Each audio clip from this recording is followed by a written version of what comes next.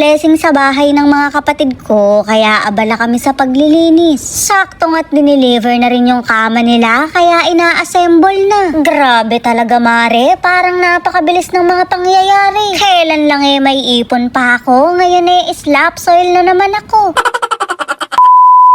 Nandito na nga yung mga higaan nila, kaya inaakyat na. Medyo matatagalan lang sa pag-a-assemble dahil 4 na butas ba naman to? 4 na kwarto na lang pala, medyo pangit yung term. Tig-iisang kama nga yung mga kapatid ko para komportable ang tulog nila. Huwag na kayong maghanap ng aircon dahil hindi naman sila pinalaki sa Alaska. Mare, sanay naman kami sa init. Sa mahal ba naman ang singilan sa kuryente ngayon, masasanay ka talaga.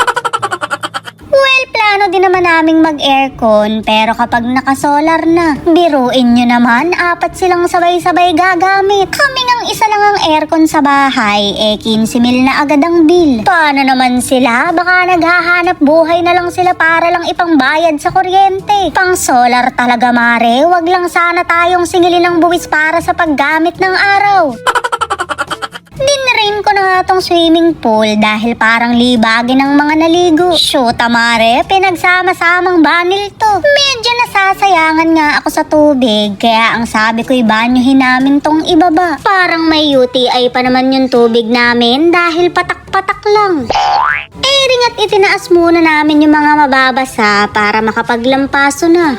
Mare, hindi namin kayang buhatin tong ref. Napakabigat nito, baka makalas na lang yung mga buto namin. May pa-ref-ref pa kasi kayo, tubig lang naman ang ilalagay natin dito, na para bang may dagat sa loob. Naglampaso na nga yung nanay ko, pero ang sabi ko'y wag masyadong karirin. Maaalikabukan din naman dahil nakabikang kang patong ibaba. Hindi pa kasi nakakabit yung mga glass dahil in-order pa lang yung mga materyales. Kasabay na rin nun yung pagkakabit ng cabinet din sa lababo. O diba, busy ang pamilya aswang. Nakakahiya naman kasi kay father kapag nag-blessing siya bukas. May simpleng salo-salo nga kami dahil birthday din ng nanay kong aswang. Alam na, bopis at dinuguan ang handa bukas.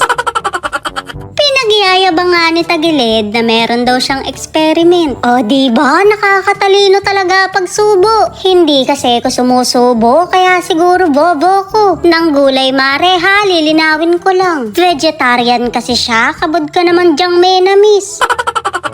Habang naglilinis nga kami dito, dumating na rin yung mga cabinet nila. May mga kulang pa na gamit, pero hindi pa naman sila lilipat. Nagliligpit-ligpit lang sila ng mga kwarto dahil beblesingan din to bukas. O diba, ang sarap na sa mata. Nakapagitna nga tong kwarto, kaya nasa harapan ng bintana. Nandini sa tabi ng pinto, hindi ko lang napakita. Napakabongga ng hangin dito, dinaig pa yung hangin ng kakilala mo. Pero to follow pa rin naman ang mga split type aircon dito, papakabitan lang muna ng solar. Parang napapaisip ka pa yata.